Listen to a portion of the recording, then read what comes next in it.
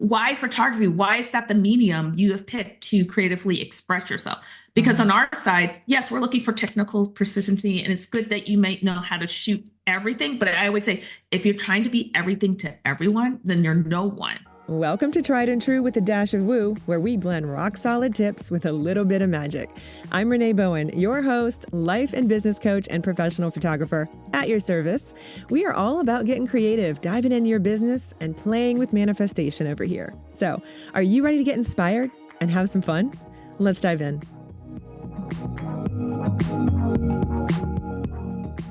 Hey, welcome back to Tried and True with a Dash of Woo. I'm Renee Bowen, your host.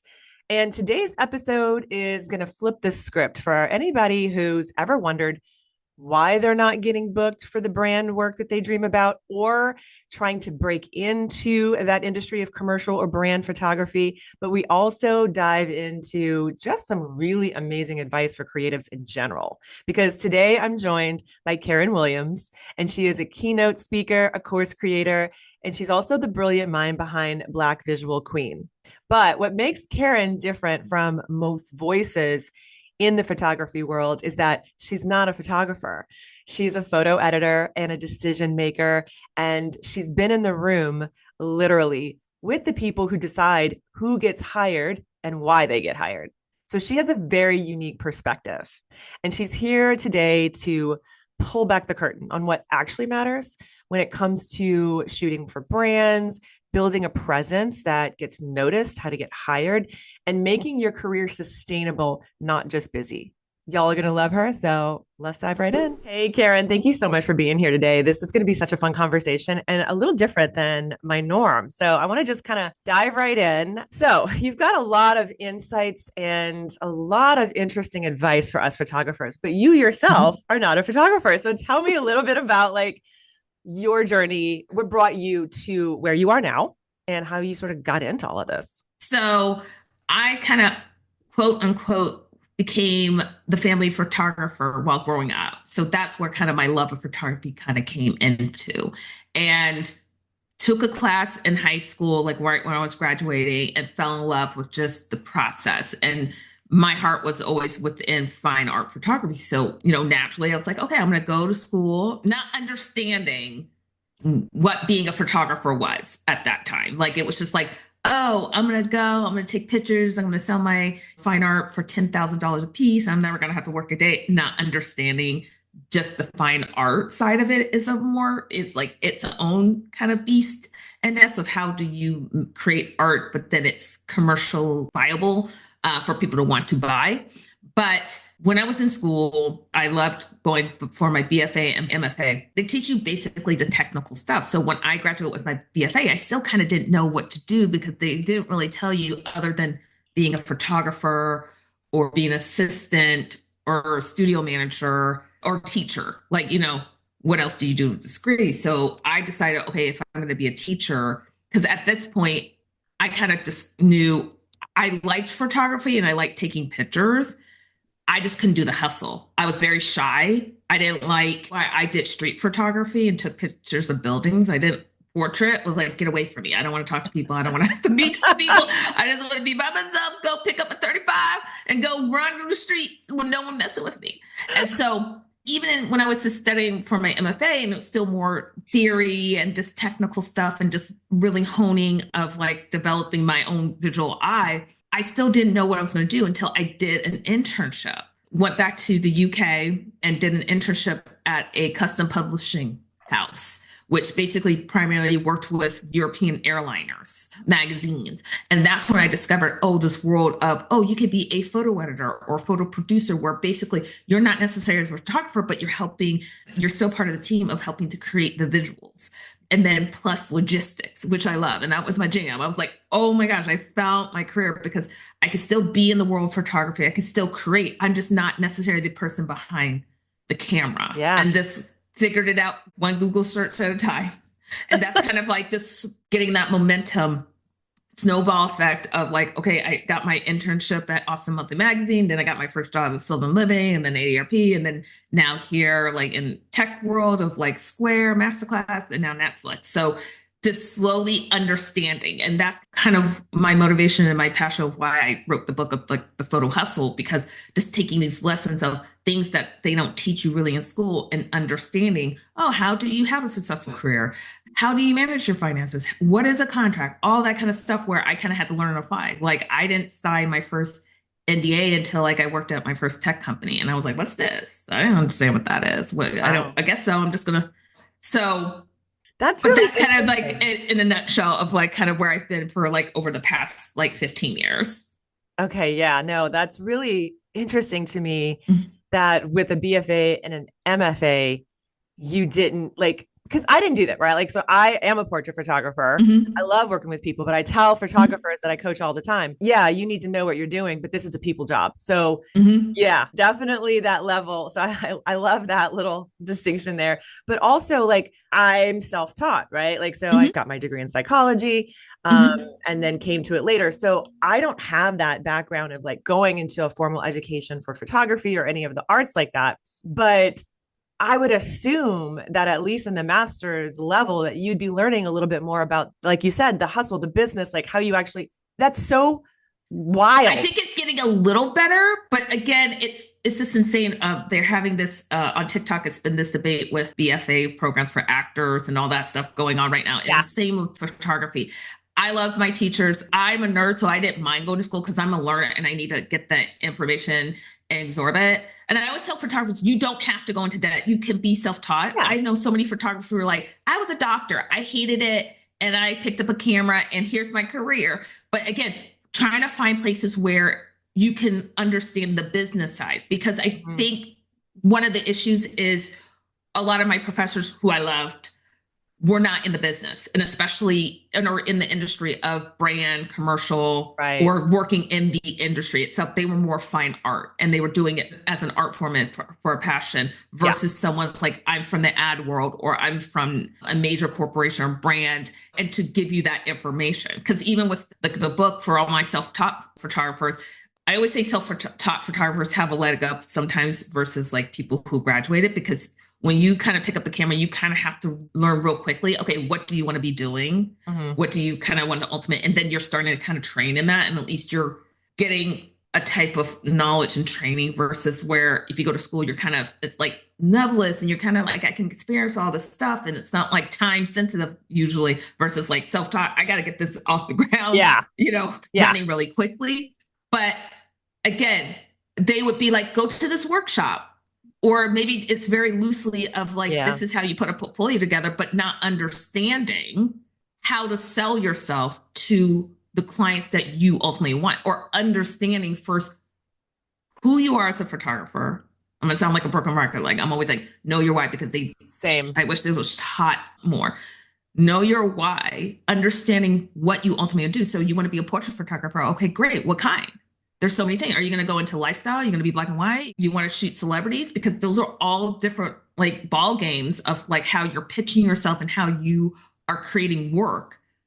Who are the clients? It's almost like I always tell photographers when they come to me, we're not going to get to the fun stuff first. We're going to get to the unsexy part of, it's called market research. Okay, Yeah. you want to be a food photographer and you want to shoot for all the fast food things, and especially Taco Bell. Okay, I will review their portfolio. Not coming from my side of hiring, and I'd be like, okay, great portfolio. Where's your tacos? Where's your Mexican food? Because you're coming to people where nowadays, where there's more photographers versus jobs, Hmm. I have to present you to a team, and they want to see social proof that you can do it, because the budget, we don't have time to be doing research shoots. Yeah. We want to be assured that you know how to handle the type of like, again, you want to go to shoot Victoria's Secret, but you have no lingerie shots or any person on model or something. Like, yes, I Yeah. love your fashion shots, and I'm not saying that you can't get hired if you don't have those things, but nowadays people want to see that visual proof. Yeah, no, that makes total sense. Okay, so I talk about this a lot too. I want to touch on the Mm-hmm. why. You just mentioned it really quickly. That's a Mm-hmm. really big piece of my coaching as well. It's like a foundational thing Mm-hmm. because again, Yep. people come to me too with whether they're self-taught or not. I mean, Mm-hmm. I work with photographers who have gone to school as well, but there's always this side of it's not even just the business. They might even have like a decent understanding of like, okay, the Mm-hmm. business essentials that they need to do, but like that marketing piece is Yeah. really, really hard for Yep. us creatives. Like just in general, Hmm. I have found across the board, as I'm sure you have Hmm. seen too, because you're this artist and you're a creative Hmm. and you want to go out and do, but then at the same time, it's like, okay, well, this is just a really expensive hobby unless I figure out how to, make some money at Hmm. this.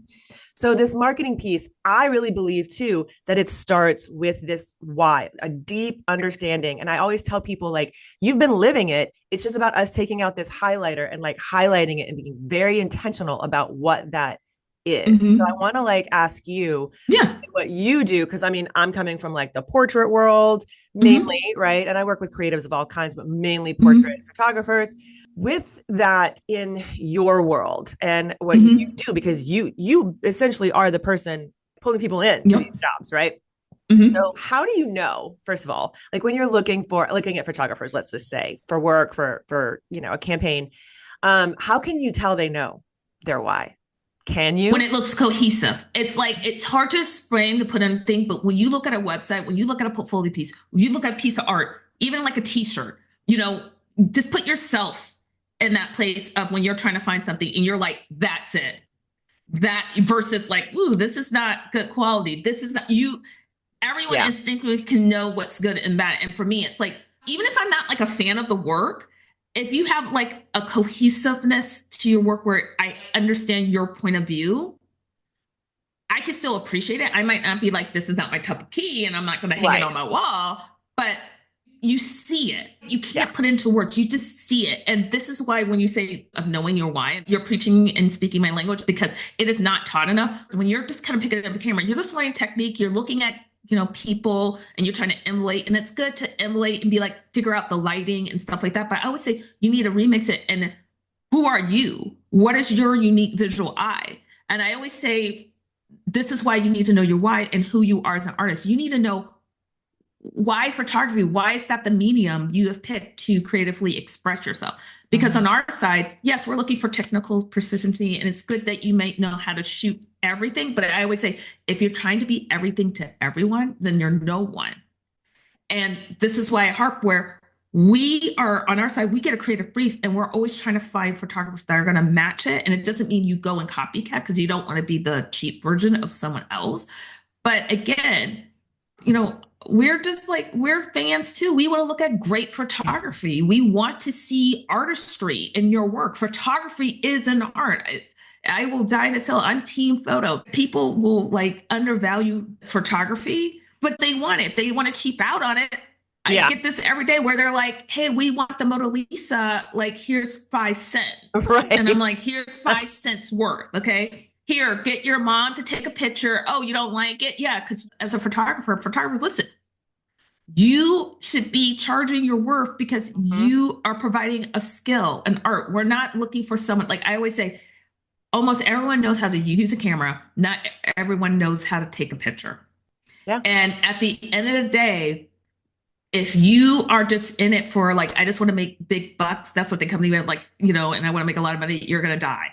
You're gonna die in Yeah. this field. Like the people who are on top of the game, when you're saying like, ooh, that's it, there's a passion by it because you Right. cannot just manufacture that 24/7 of creating beautiful work and being able to see the light in the shapes and the mood. There's a passion behind that craft. It is hard work, but the payoff of that end product. And there's so much truth to like when I go into like this why and purpose work with Mm-hmm. clients, we always sort of like kind of go into, and I always tell them like, I'm very much like a Simon Sinek girl, right? It's like, okay, Mm-hmm. that Yeah. kind of why. Like, let's start with like your legacy, like just in Mm-hmm. general. Your photography is just how you express that. Okay. But we're Mm-hmm. going to get specific about it. But like, taking even photography outside of it, what are you even about, right? Because like we live in such a saturated Mm-hmm. world, like social media, everything, we're like inundated with ads and everything everywhere. So it's very hard for creative, spicy brains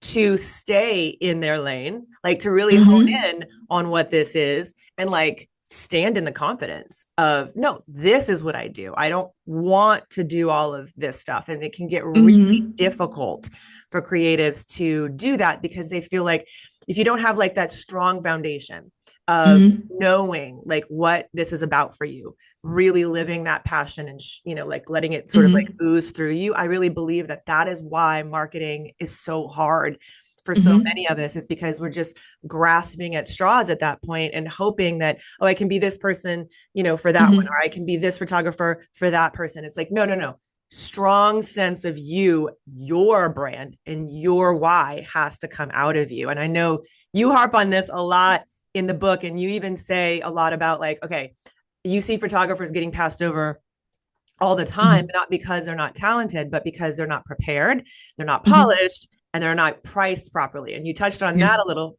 bit, but I want to kind of dive more into that, because this is also something Hmm. I see a lot of, how photographers are like, don't feel confident to charge Hmm. what they need to be charging, what there's so much Hmm. competition and all of this.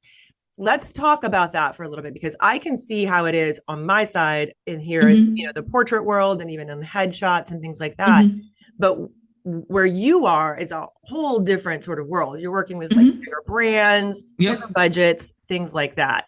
Um, why is it so important for photographers who want to get into that line of work to really make sure they have all of those pieces dialed in, including the price point? Because again, you get like one person's impression. And I always tell photographers, remember, there's usually not just one sole person doing the hiring versus like maybe there's a celebrity or high list talent or, an exec to be like, I just want to work with this person. And then that's what we're doing.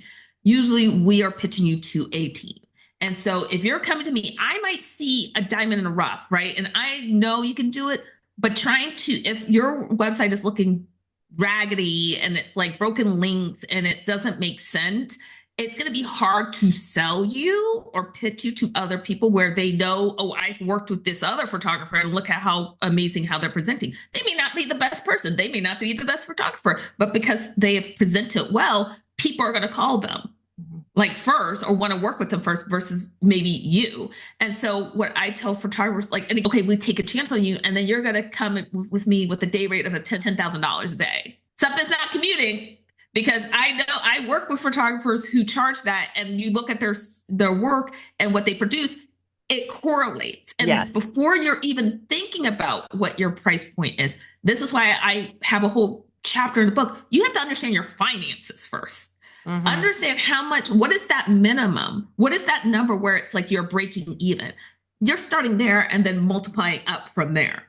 But first, you have to understand your expenses. You need to understand how much income is coming, what are like, the equipment you're renting out, like all that stuff before you're even starting to try to price. Because I always want photographers to be empowered because in the brand world, some companies might be like, okay, and I always say a correlate to the economy where the economy is good, companies are spending. They're like, oh, then the economy, okay, we're having a Right. rough at it. And then we're like, I want to look at the accountants coming, like, I'm looking at every line.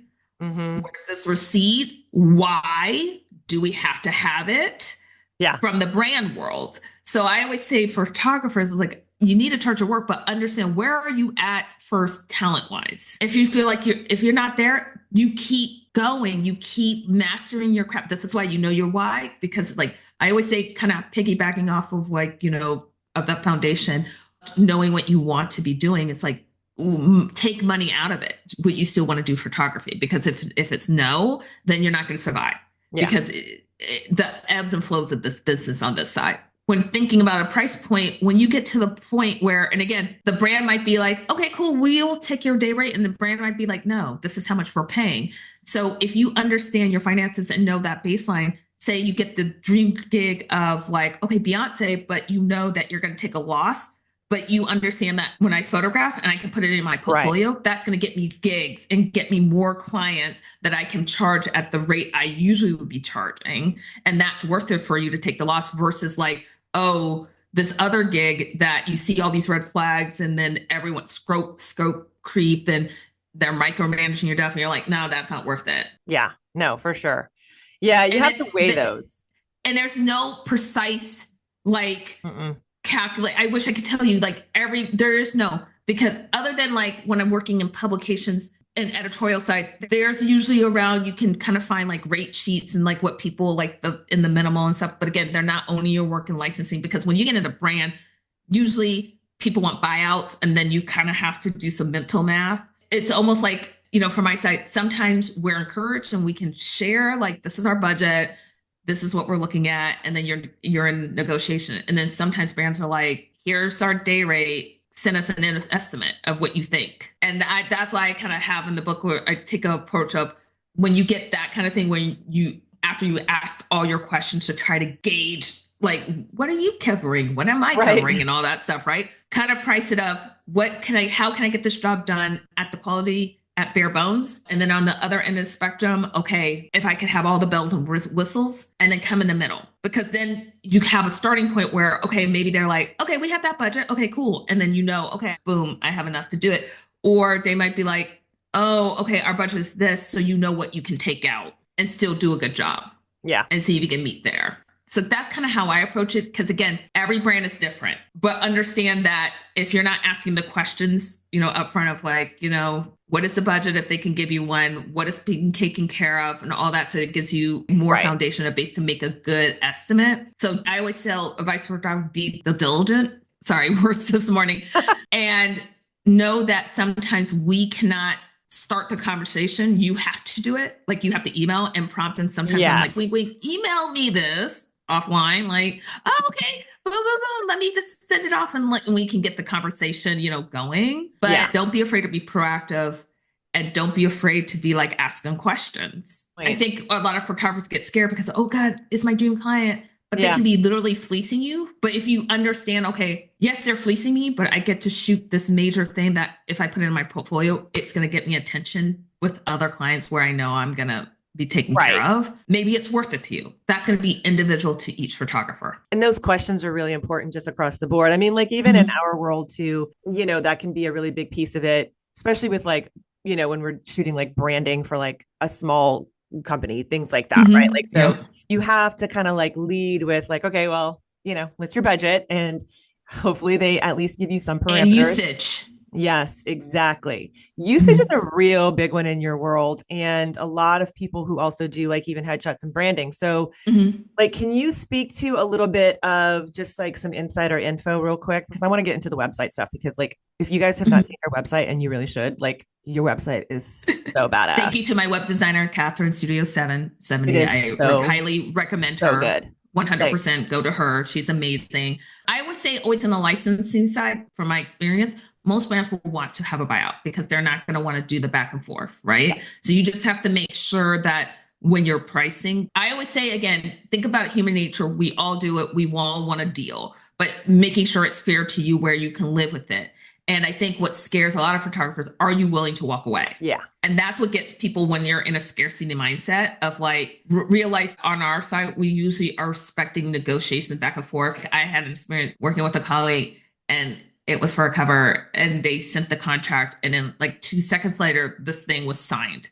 And I'm like, if you would have read that contract, you would have known this was not good for you. Yeah. What you signed away. So you could tell like, ooh, because they're eager, and it's like, they see, oh, this is major publication, and it's like, well, and I'm like, y'all read the contract, and don't be afraid to be like, hey, what does this mean? Or have someone else read it, or you can bounce back and be like, I see this, I'm good with this, but can we change this? Can we change that? And again, you may get pushback, and we always go on our side, and like, that's why we have legal teams, and they'll tell us like, we can make that adjustment, but this is a hard no. And then you as a photographer have to decide, are you willing to accept it or not? And that's an individual decision. Because I always say a lot of photographers will be screaming like, you should have done it. And I'm like, you don't know what situation people are in or circumstances. Yeah. If you have a trust fund and you can write it out and stuff, okay, good for you.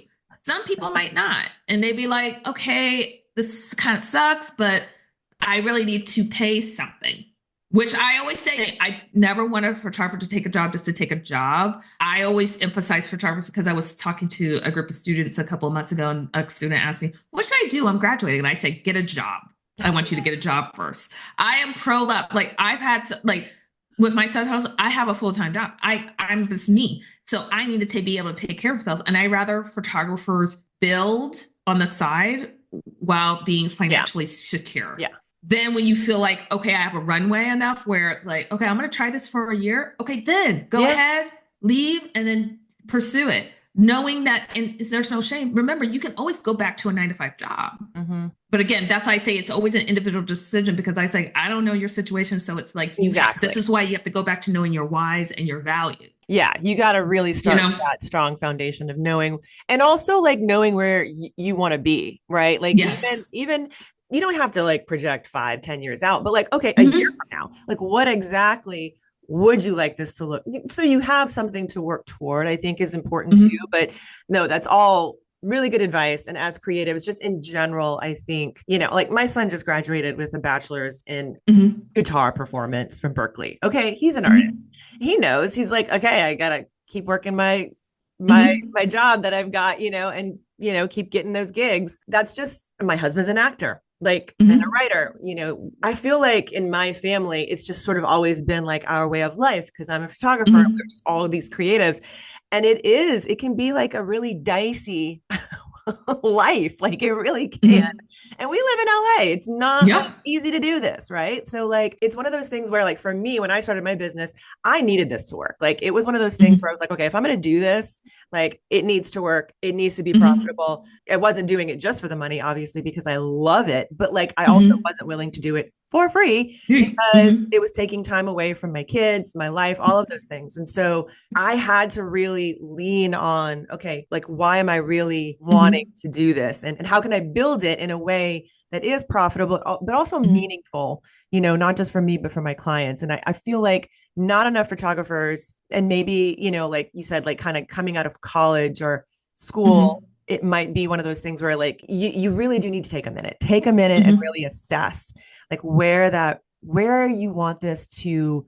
be in a year. Set some small goals for yourself at least, Mm-hmm. but don't take your eye off the prize, is kind of what I always tell people. Like, how bad do you really want this? And that's why I wish, like in schools, and this is why I always say I feel like self-taught photographers have like a little edge, because again, most of them go into it where it's like, I'm making a whole career pivot and stuff like that. So I need to understand the business. I need to understand how to price myself. So you have that drive and focus. Not saying like when you go to school, you don't have that drive and focus, but it's like, because it's like and again, this is what I love about school. It's like all about experimenting and stuff. And I Mm-hmm. think that's good for maybe your freshman, sophomore year. But if you're going into it, like, I'm going to graduate with a degree, junior year, we should be talking about, okay, what's your why? What are you ultimately doing? Not saying you have to be locked in, but say you want to be a portrait photographer. Okay, what kind? Do you want to be lifestyle? Do you want to be fine art? Yeah. Do you want to be shooting celebrities? Do you want to be shooting, maybe it's nonprofit? Maybe you want to go more photojournalistic style, to start exploring that. And what does that mean? So what are those publications or brands you want to be working with? What the kind of work you want to be producing ultimately, Yeah. right? And understanding how to get there, knowing that you can pivot, but you need to have a direction and path. And then leading into then understanding, okay, say I want to be a high-end fashion photographer and I want to shoot for Vogue and W and I want to shoot for Chanel and stuff like that. Then this is now going to be like, okay, you have the foundation and framework now to then, when you were kind of going into what you want to talk about next, is website and what you need Yes. to be thinking about and how you're presenting to these brands And that's a perfect segue, because and clients you want to attract. yes. And that's why I think that this is like, I've had conversations before here on the podcast, about websites and specifically Mm-hmm. SEO, but I want to really kind of dive into this because Mm-hmm. you talk about this a lot. I'm a really Mm-hmm. big believer in this too. And I see portrait photographers' websites, Mm-hmm. and like most of them across the board, they're sort of generic.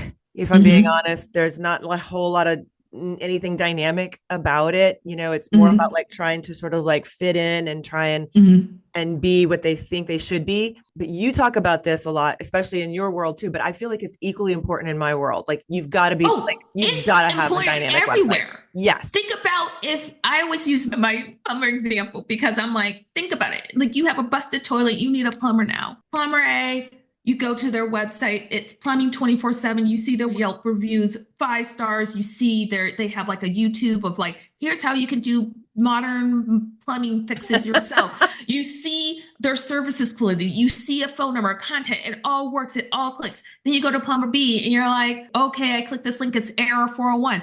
Yeah. Oh, so you run a pizzeria and a cappella group, and I do plumbing like 2 times a week, and I can't contact you because the page doesn't exist.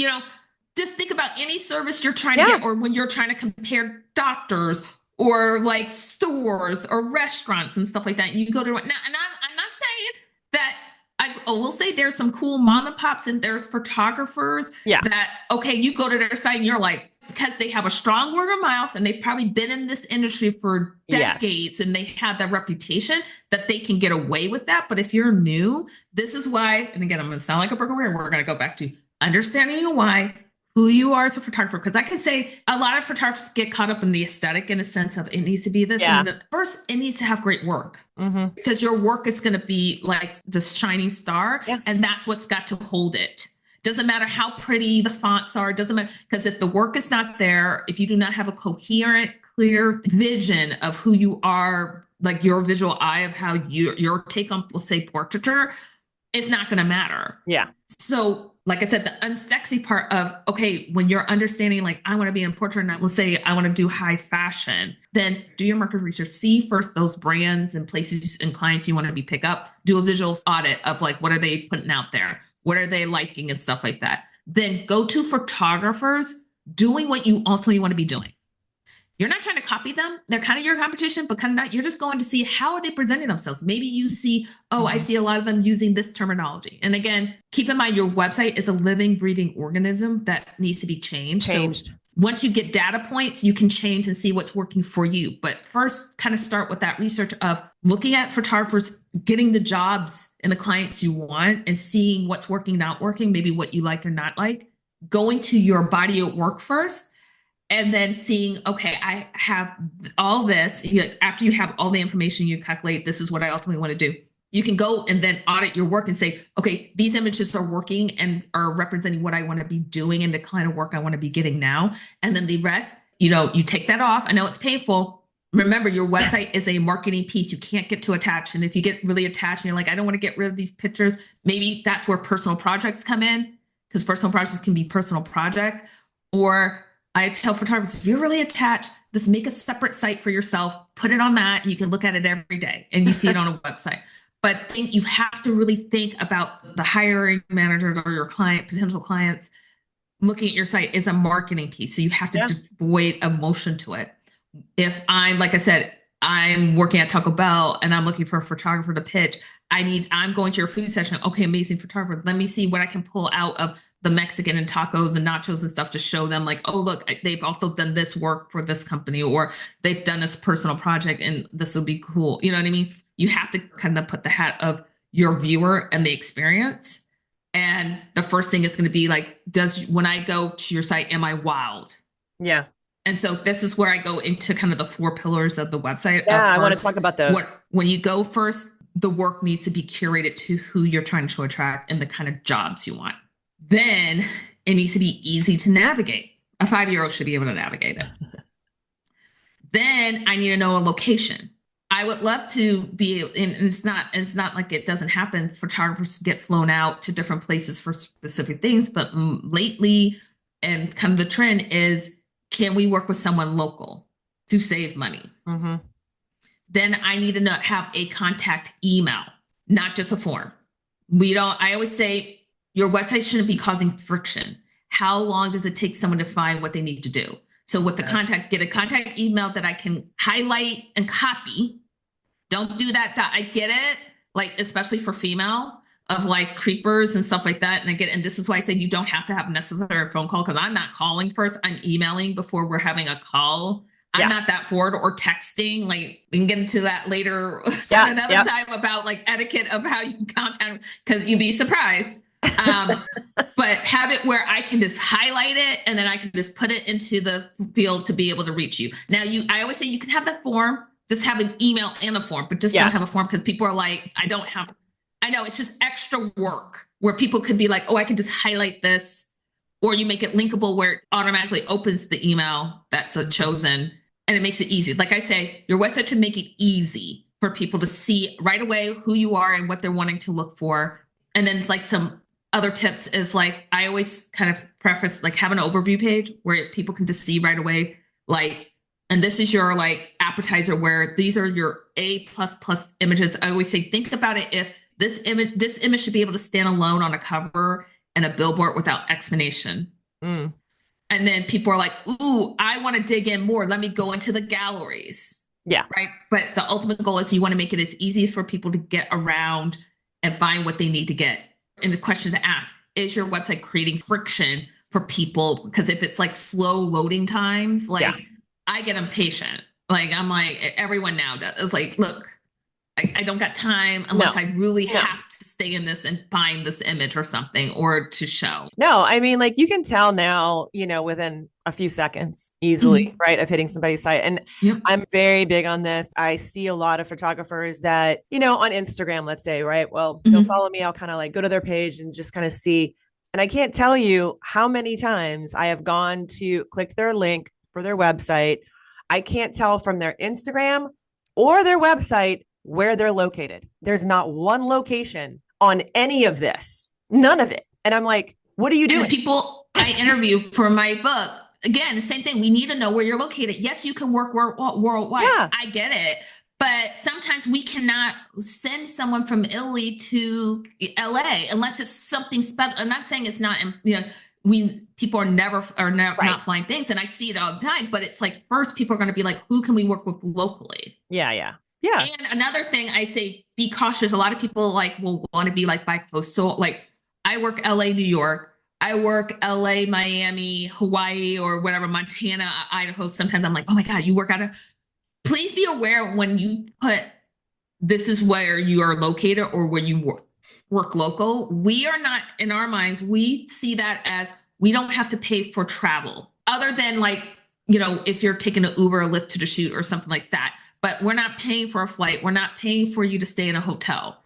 That's signaling to us that you have a place and you can get there. It's easy and you pick up the costs on that. That's how we're thinking when you're putting that. So I say, be very careful when you're saying, I work worldwide. That's good. So I can send you to Alaska and you're in Texas and you're going to pay for that flight and where you're going to live. We're not expecting those charges to hit. Yeah. Not saying we wouldn't pay for it. Sometimes we still do and stuff like that. But the first glance of this is why it's important to have your location and make sure you're accurate is that we're not expecting that to be part of the budget because usually what gets cut for the budget first is travel. If we have to make some, cuts. No, that's a really good point. Okay. So as far as the website goes, we talked about those 4 pillars. I think I agree with all of those. And I love that little piece about adding the email, even on the form, because you're right. Like when you're adding friction, you're creating these roadblocks for people. You want to make it as easy as possible for people to get in touch with you. I mean, like, how much do you want to work? Right. Like, so I see that a lot too. Like there's no way to get in touch. There's not enough contact. There's nothing listed. A lot of photographers even will be like, I don't want to be in my DMs on Instagram. Okay. That's a personal choice. I get it. But you also you have to know your client, right? Like, so for us, for me, and I'll just kind of like segue just for a second into that, just for listeners who are like, let's say working with high school seniors like I am, or even like wedding photographers, you got to know your client. If they're finding you on TikTok or finding you on Instagram, you need to be findable on those places. Your website 100% needs to be there. Like do not skimp on that. But I'm just saying, you do need to be available at least whether it's an automated message that pops up and says, I don't check these very often. I check them every 24 hours. Please hit me up here. This is my email. Like make it easy for people to find you, to book you, just in general. And the bounce back, like even for wedding photographer or any genre, think about it. Like, and especially going back to price point, if you're going to charge these high prices, okay, I better be able, people are going to stalk you. I know I do. When I hire coaches and I've hired $10,000 plus coaches and stuff like I stalk them. I'm like, I'm looking at your website. I'm looking at your socials. Oh, you got a podcast. I'm listening to all that just to make sure we're on the same vibe and check. Some photographers are saying like, oh, the websites are going like, no. Now there's some that are, there's always exceptions.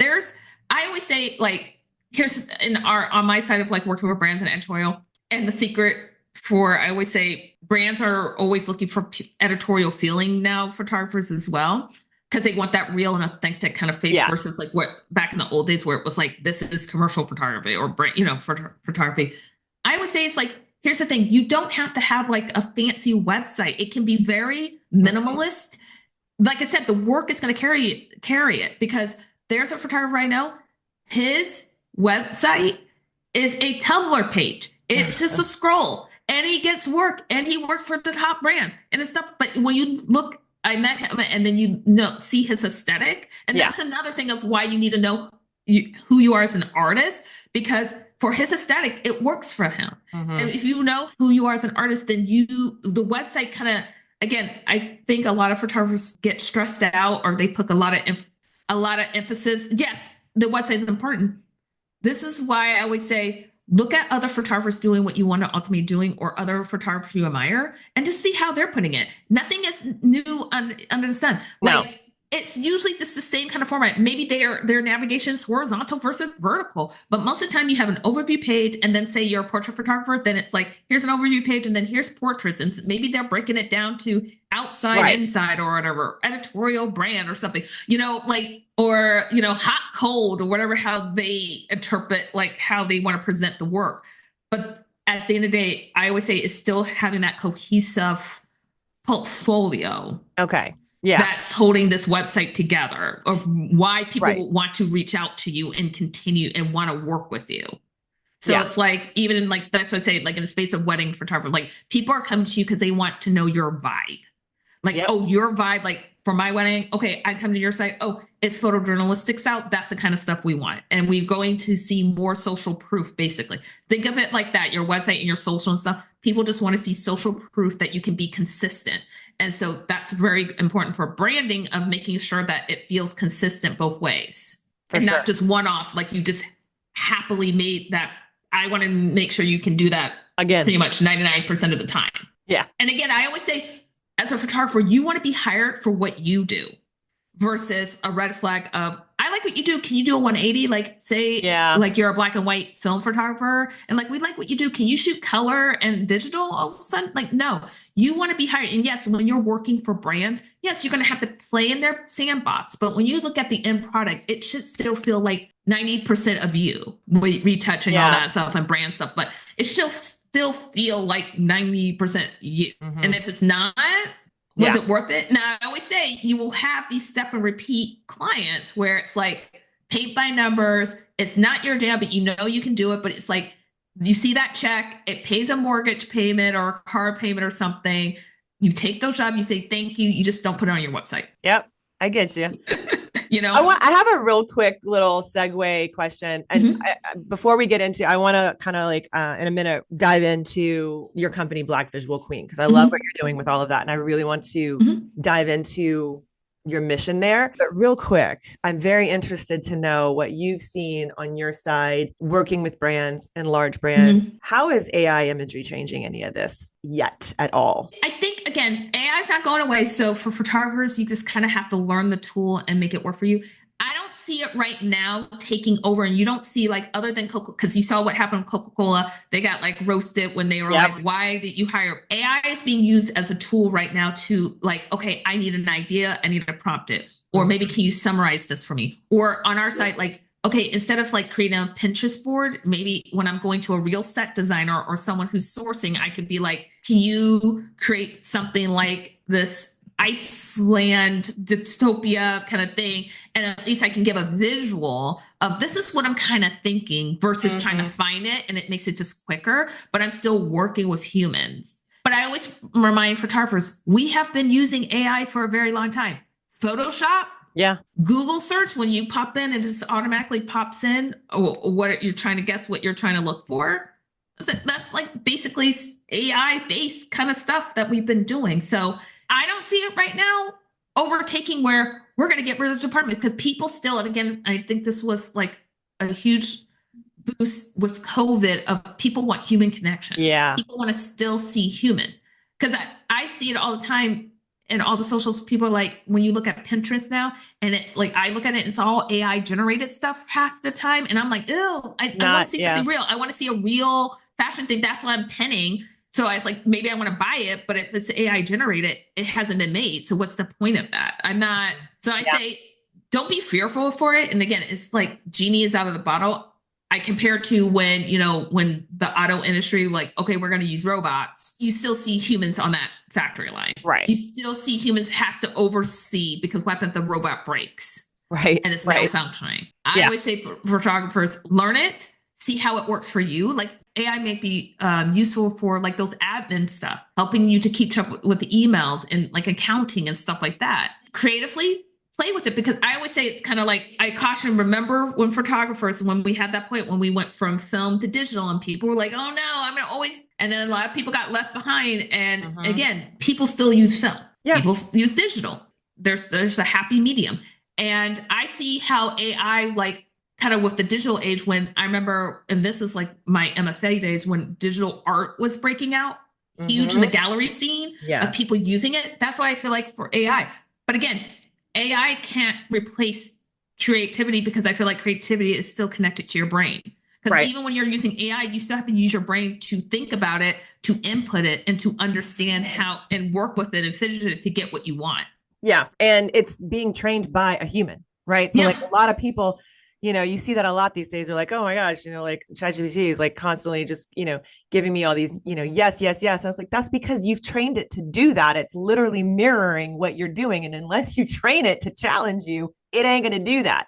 So like that's the other piece of it too, is you can use it as a tool, like you're saying, to make your creativity better, to spark ideas. But Mhm. I'm glad that you're not seeing it in ads, at least yet, Yeah. completely taking over. And, You know what I and mean? to just to add on to this, you have to think about AI is not a shortcut. You still got to put work into it. Yeah. And what AI will get rid of, AI will get rid of people who are mid and below. Mm-hmm. Because again, people will still pay for mastery. Okay, think about just the evolution of things, of, okay, when painting was all the rage and then the first camera was made. And people were Right. like, oh my God, paintings are gone. No, it made paintings go up because people still wanted that craft and artistry of it. Now, if you were a crappy Yeah. painter, you're like, yeah, I'm not paying for that. I could just take a photo, right? So for AI, like a lot of people are like, oh, I could just use AI and I'm gonna do you're gonna see real quick.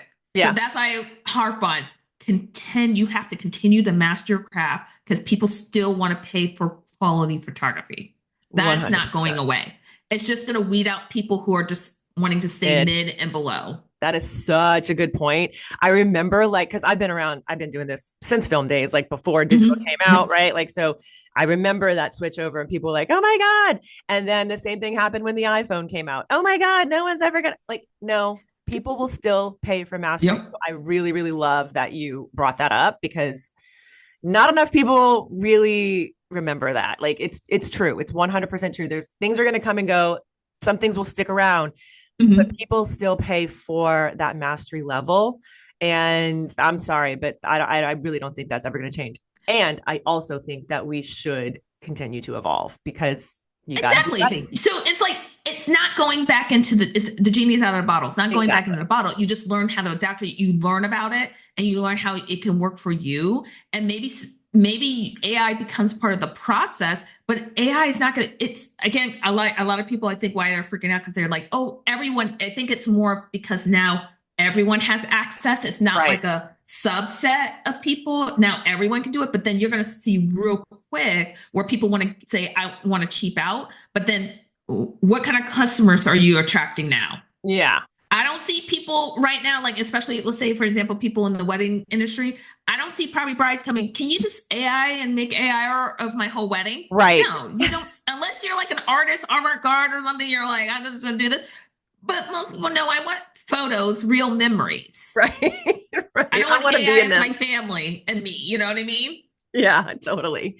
Okay, I love that. All right, let's talk real quick before Mm-hmm. we start wrapping up. I want to talk about Black Visual Queen because Mm-hmm. I love your mission here to change the industry. So Mm-hmm. tell me why you created that, what sparked it for Mm-hmm. you, and where do you see this going? And I just kind of want to make sure that we touch on all this because I love what you're building for like this next generation of creatives. I think for me, I started Black Visual Queen a couple of years ago in 2023. I was at a career crossroads at a time and speaking with a lot of photographers and just being in this industry, there's just a lot of gatekeeping. Yeah. And it's not that, oh, I'm revealing like all these deep dark seas or anything, but it's just like, this is just basic information that I think a lot of people just don't want to put in the time to just educate people and still feeling kind of frustrated. Why haven't schools really caught up? Where for me, if I had my dream school, I'd be like, we're going to learn the basics of reading, writing, and math.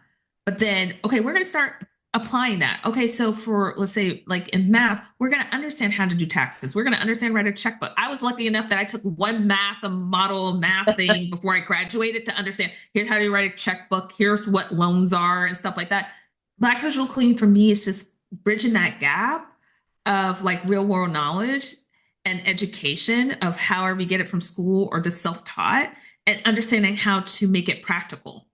Because like I loved photography, but I didn't. My biggest frustration when I graduated, I still did not understand what to do with it. I didn't know you could be a photo producer because a lot of people in the creative industries, they just fall into it. Yeah. And someone just like, hey, you want to do an internship here, and then you just continue up the ladder, kind of like thing. I've seen so many people like, I was on set and someone said, here's a loop. And go ahead, be in the photo department. And then that's how I discovered how you could be these different things. So for me, my passion is just to open up those gates, provide a foundation to always listen to different perspectives and see what works for you. There is no, like in my book, I say there is no magical formula. I wish I could tell you do A plus, this and B, and it's going to equal C. Because some people are picked up like Beyonce picked that Tyler Mitchell. Boom. I just know because I was at masterclass when he was doing his masterclass, and boom, his career soared. Probably after a few years of just being in the industry.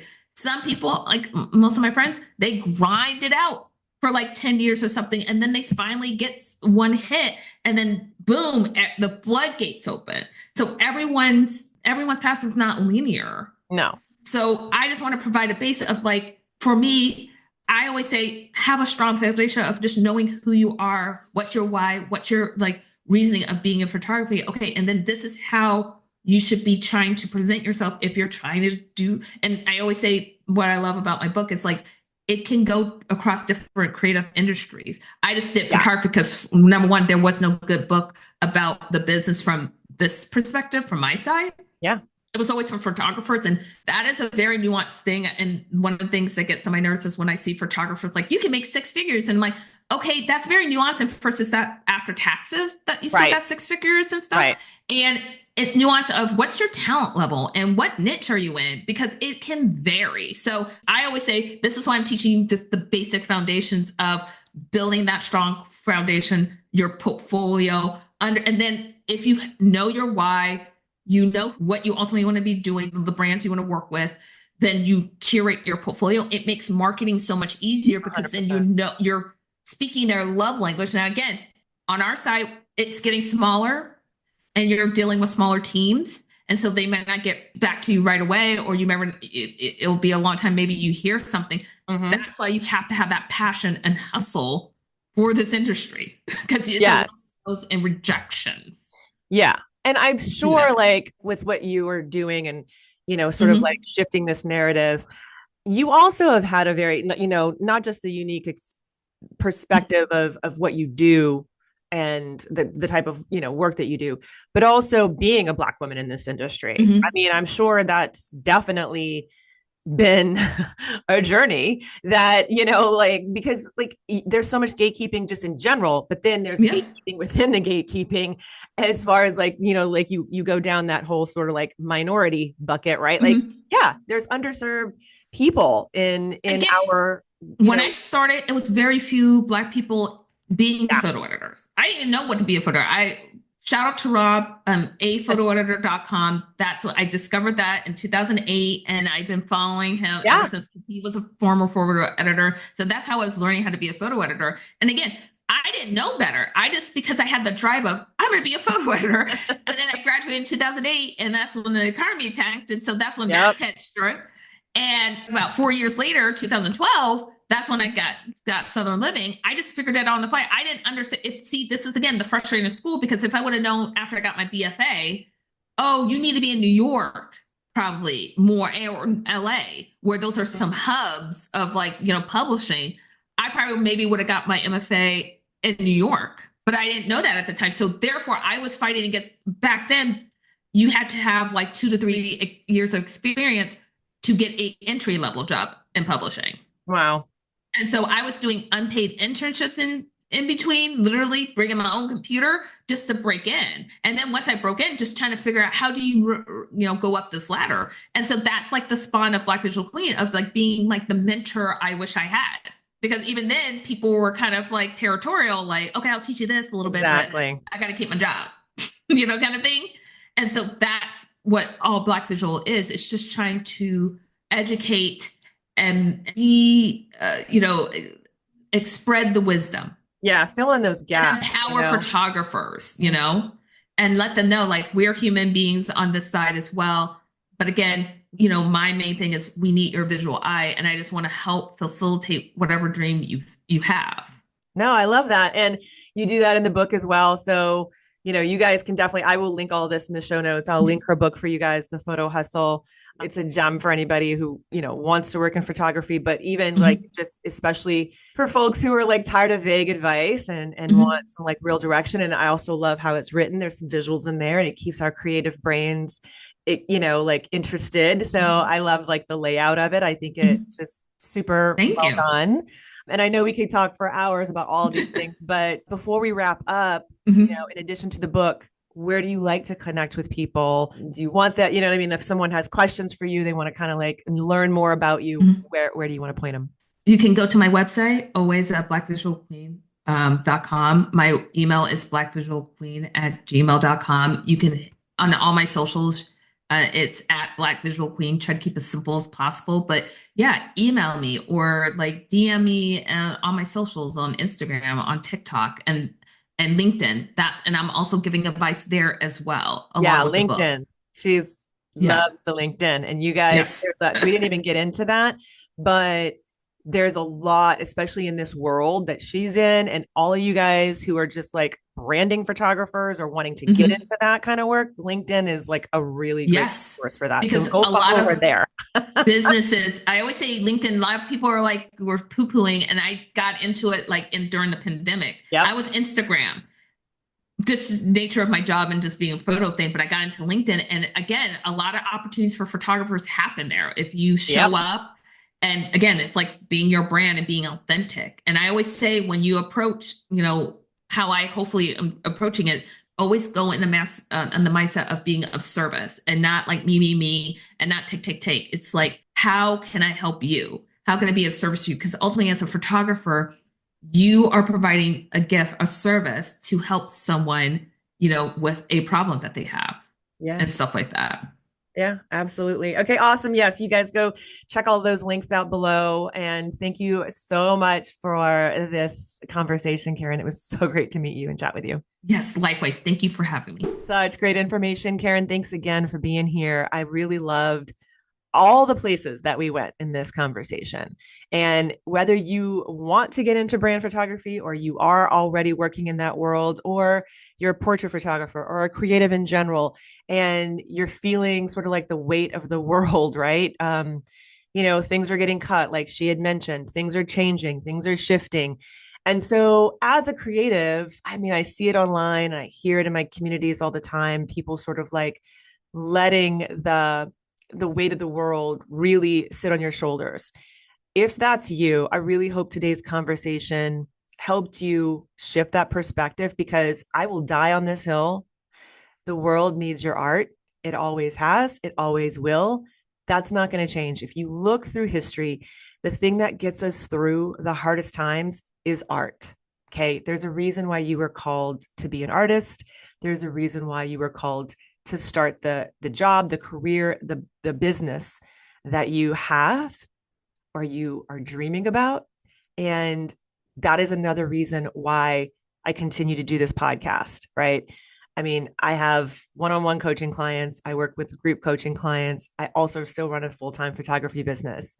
But I really love being able to sit with you guys once a week and bring you insights from all over the place, really. Like, if you know anything about me, you know that I really hate to stick to just like one thing, because I do have a lot of interests. And I love talking about photography here. I love talking about our business, but I also really hope that this podcast helps you see a bigger picture and expands your awareness a little bit, that 30,000 foot view of like, what you really could have and what this life and your business could really look like, and to just not give up. Okay. Because the world really does need your voice, they need your perspective. I know it feels really hard and really daunting and really scary, but that's why you come to places like this, to feel seen and heard, and where, you find your communities. And I really hope that you stay on your path, because if you were called to do this, there's a reason for it. Okay. So take it one step at a time, take it one small step at a time, and you're going to get there. Obviously, if you need help, you can reach out. You know where to find me, and you can definitely connect with Karen as well. Go buy her book. It's really amazing. All these links for you are below, where you can connect with her and with me as well. So I hope you guys have a fantastic rest of your week, and go out there and create something just for you and be good to yourself. Love you. Bye.